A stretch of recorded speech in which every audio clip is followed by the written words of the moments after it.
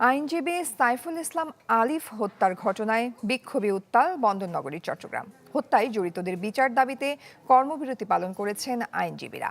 নগরে তার দফা জানাজায় ঢল নামে সর্বস্তরের মানুষের। ইসকন নিষিদ্ধের দাবি জানিয়ে ক্ষুব্ধ মানুষজন বলছেন এই হত্যাকাণ্ড পরিকল্পিত।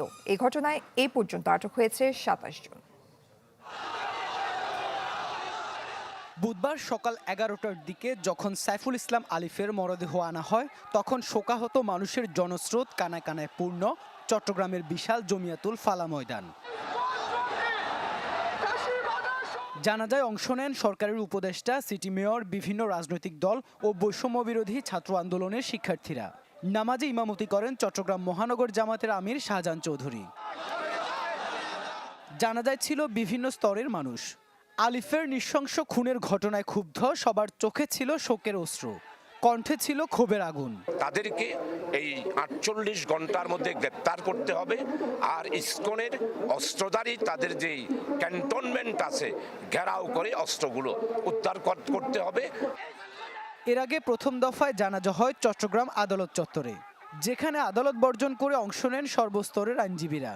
ঘোষণা করেন তার হত্যার বিচার দাবিতে বৃহস্পতিবারও কর্মবিরতি পালন করবেন তারা। বলেন ইসকনের উগ্র সমর্থকরা পরিকল্পিতভাবে এই হত্যাকাণ্ড ঘটিয়েছে। ইলেকট্রা রেফ্রিজারেটর, খাবার তাজা তো জীবন তাজা।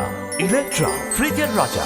এই যে আদালত অঙ্গনে আসামির প্রিজন ভ্যান ঘেরাও করে রেখে বাংলাদেশের আইনকে বৃদ্ধাঙ্গুলি দেখিয়েছেন, তাদের এই ঘটনা রাষ্ট্রবিরোধী ঘটনা বলে আমরা মনে করি। যেকোনো প্রচেষ্টা এই বিপ্লবকে ব্যর্থ করার জন্য যে করে থাকুক, যে অঙ্গনের উপরে থাকুক, সেগুলো আমরা তরুণ এই আইনজীবী হত্যার প্রতিবাদে বিক্ষোভে দিনভর উত্তাল ছিল নগর। রাস্তায় নামে বিভিন্ন সংগঠন। দুপুরে টাইগার পাস মোড়ে ছাত্র সংহতি সমাবেশ করে বৈষম্য বিরোধী ছাত্র আন্দোলন।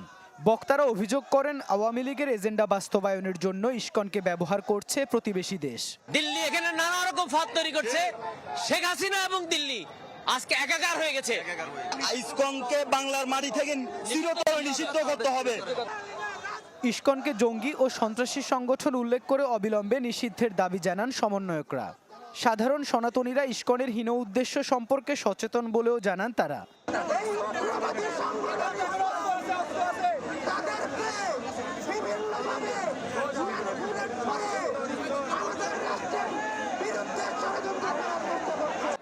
আমাদের চারপাশে অনেক চক্রান্ত ছিল, আরো চক্রান্ত হবে, কিন্তু আমাদের ঐক্যবদ্ধভাবে সকল চক্রান্ত মোকাবেলা করতে হবে।